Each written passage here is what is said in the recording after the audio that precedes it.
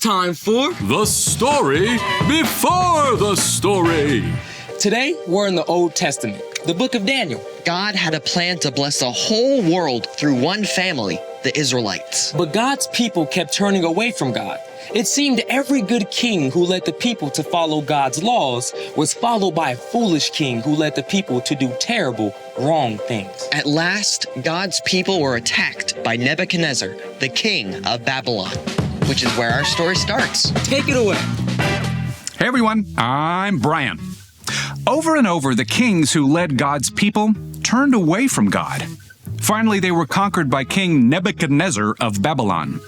I hereby declare you are under the rule of King Nebuchadnezzar. The Babylonians took treasure from God's temple.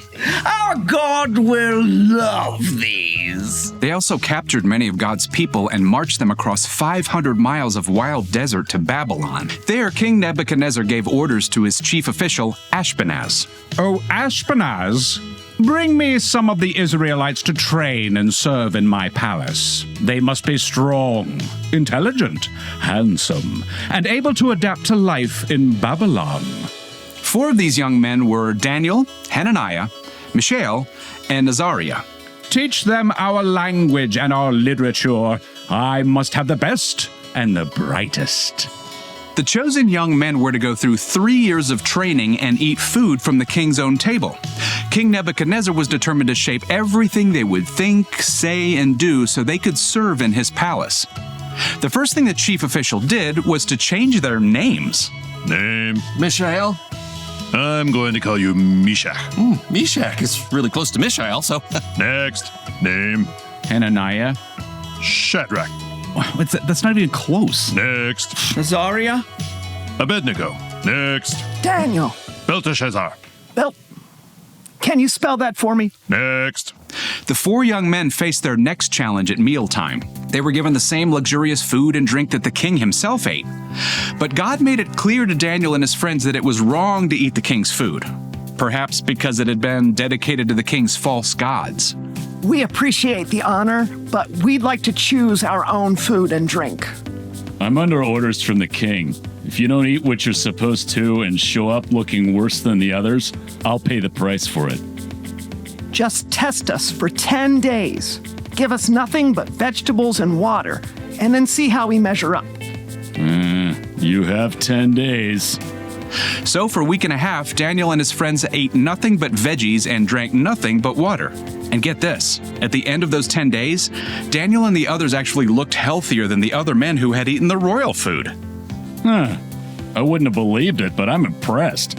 They should call what you ate the Belteshazzar diet. In addition to physical health, God gave Daniel and his friends a knowledge and understanding. Daniel could even understand dreams and visions. And at the end of 3 years, these young men were at the top of their class. King Nebuchadnezzar, I present to you the graduating class of 584 BCE. BCE? No idea. About that.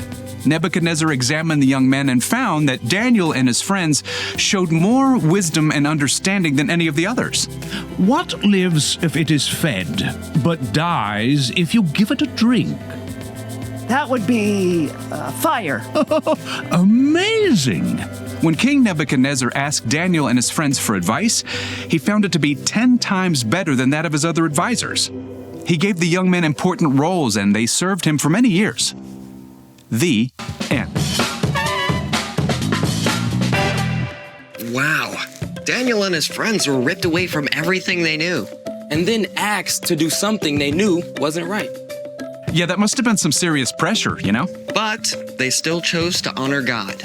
So, what's our part in the story? Well, Daniel and his friends made a choice to do the right thing, even when they were in a brand new place where it would have been a lot easier to just go with the flow. It can be super hard not to just do what everyone else is doing. Even when we know it's not right. Yeah, you'll often have a chance to make a choice between what's easy and what's right. You might be hanging out with friends who want to watch a movie you know your parents would say no to. It would be super easy to just go along with it and watch it anyway.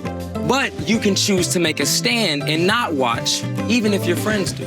Or you might be taking a test that's super important to your grade, And if you just glance over, you could check your answers on a neighbor's paper.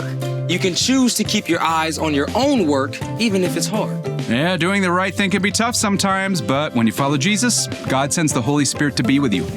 Anytime you're struggling to do the right thing, you can ask God for help. Then you can make a wise choice, no matter where you are. Just like Daniel and his friends, you can stand up to stand out. Stand up to stand out. I like that. Yeah, pretty good, isn't it? Yeah. You got it. See you next time. So, here's the thing. Do what's right wherever you are.